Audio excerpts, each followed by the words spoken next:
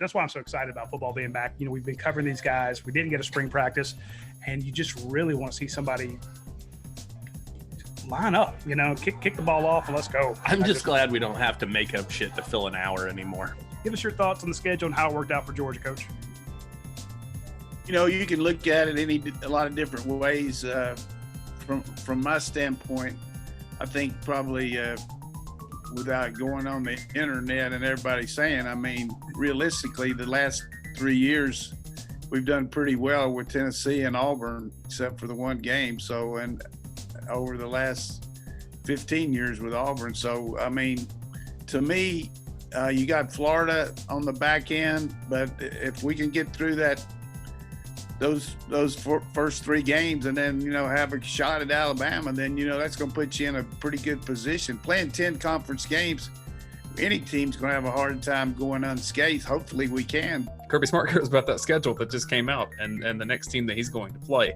And yeah, it's front loaded, but I do think that having Auburn early is probably a bit of an advantage considering what Auburn lost defensively and how Auburn tends to get hot toward the end of a season. People can say, well, boy, it's going to be tough opening up with Auburn and Tennessee after Arkansas. What would they have said if we were opening up with Alabama like we're supposed to? The big takeaway was, I think that Auburn is going to be a great litmus test for Georgia.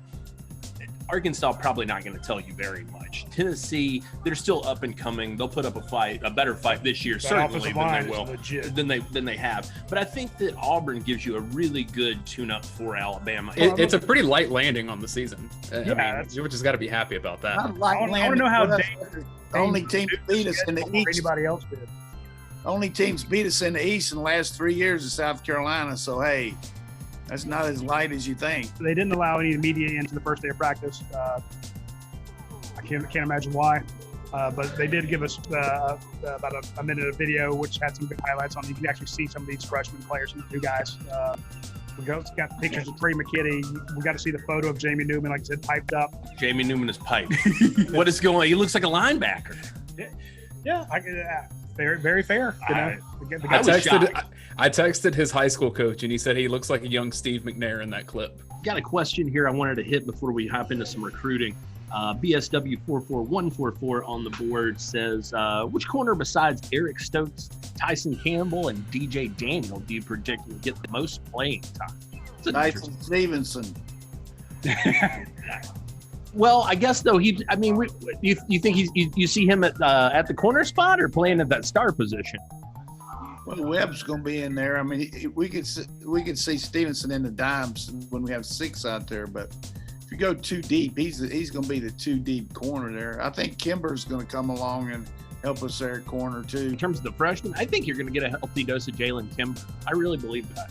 I think that he's a kid who can really get in and make an impact for you quick, super fast, a guy that I think is going to do a lot of the things the coaches like right off the bat. I think we got as many pro prospects at corner as anybody in the country. I mean, those guys are long, athletic. Now, speaking of defensive backs, Georgia added one last night, Javon Bullard. If you've been following over the last few months, I guess, over at UGASports.com, we've mentioned him as kind of a consistent possibility. Things really picked up, it seemed like, over the last month or so.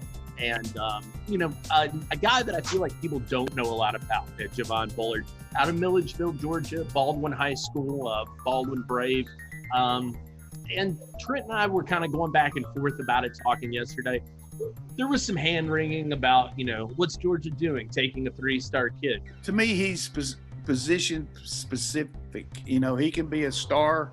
He can be great on special teams. He's the kind of guy that Kirby's always made his living on. Doesn't make many mistakes, really smart. I think that this is a guy who, as Coach mentioned, kind of a jack of all trades, like William Poole. He's a kid with enough speed to get up and play in the slot. He could rush off the edge if you needed him to do that, do a corner blitz or something like that.